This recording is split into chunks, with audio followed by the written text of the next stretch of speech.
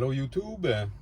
Donc aujourd'hui, je voulais vous montrer quelques applications que vous pouvez avoir sur Apple CarPlay pour vous simplifier la vie.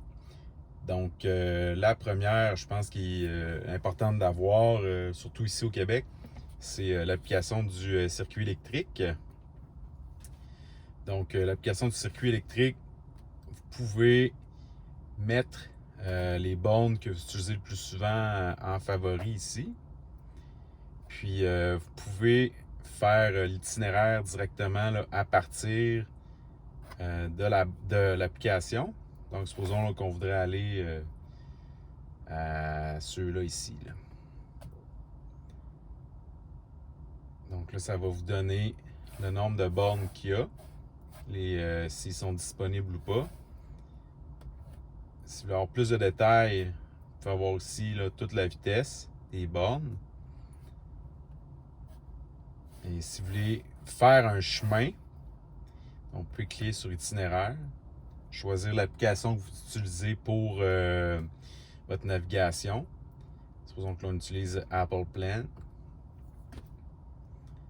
Et ça va nous faire là, le chemin pour se rendre. Donc ça, c'est l'application du circuit électrique. Après ça, vous avez les autres, là, supposons ChargePoint. Je sais que nous, ChargePoint, on l'a utilisé beaucoup quand on était aux États-Unis l'année passée parce qu'il y avait beaucoup de bornes ChargePoint aux États-Unis. Donc c'est facile là, dans le fond, de trouver. C'est le même principe un peu. Vous pouvez mettre vos filtres si vous voulez juste les BRCC, si vous voulez seulement ceux qui sont en ce moment disponibles.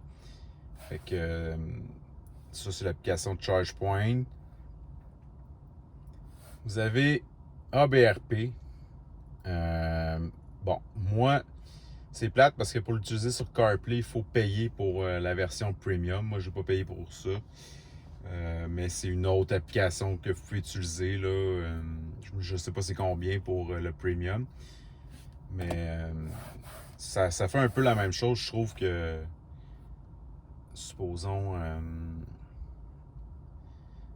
Charge Hub, ici. Puis Charge Hub, il va vraiment tout trouver les bornes. Là, je n'en ai pas dans mes favoris, mais qui sont proches selon, pas seulement selon les bornes du circuit électrique ou il va vraiment trouver là, toutes les bornes. Et bon.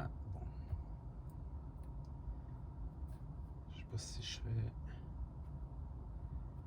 Ouais, fait que ça va vraiment vous donner là, toutes les bornes qui sont disponibles dans le secteur. Puis c'est ça, c'est pas seulement les bornes là, du circuit électrique. C'est comme ici, l'hôtel.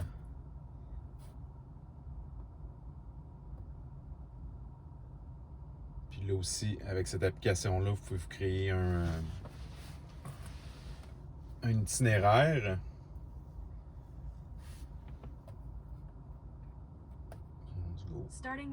Fait que là, il va vous amener directement à cette borne-là.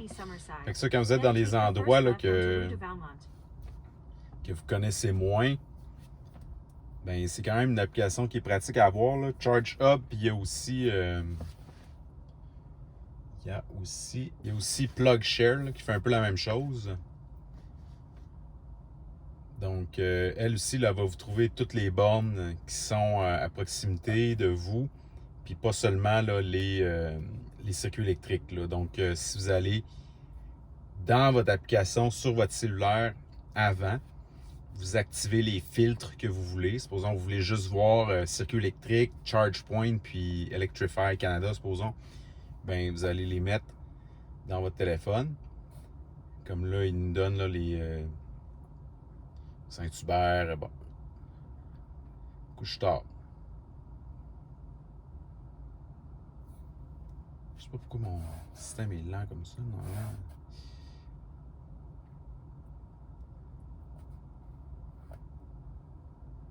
Fait que là, ça nous dit qu'il y a 3 plugs CCS1, une CHAdeMO, 180 kWh. Puis là aussi, on peut avoir, dans le fond, la navigation. Choisis Apple Maps, Google Maps, Waze. Fait que Apple Maps, ça va être la même chose. Là, ça va nous créer un itinéraire.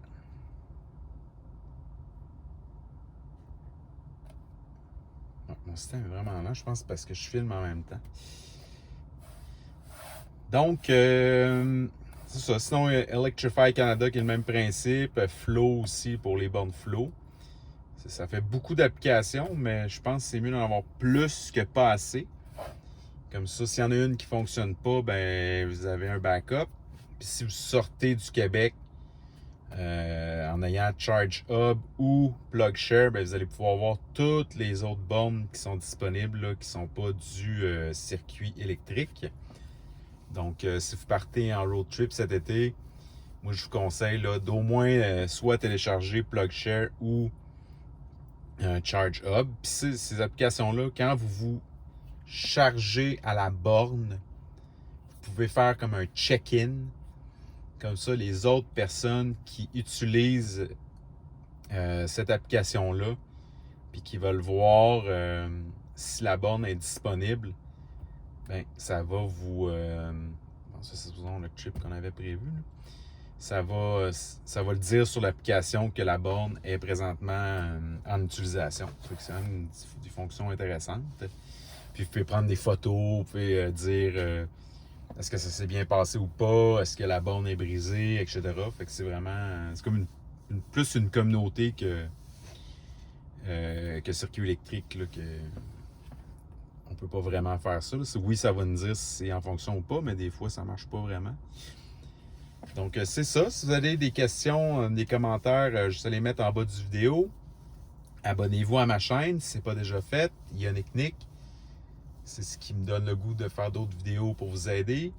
Puis, vous pouvez partager les vidéos. Si vous connaissez des gens qui ont des voitures, c'est pas juste pour les Ioniq 5, là. Ça, c'est si des gens que vous connaissez qui ont des voitures électriques qui sont un peu perdus dans tout le monde des bornes, ben, vous pouvez leur partager mon vidéo si ça peut les aider. Sur ce, je vous souhaite une bonne journée. Enfin, il fait beau, il fait soleil. On va aller en profiter. Bye bye.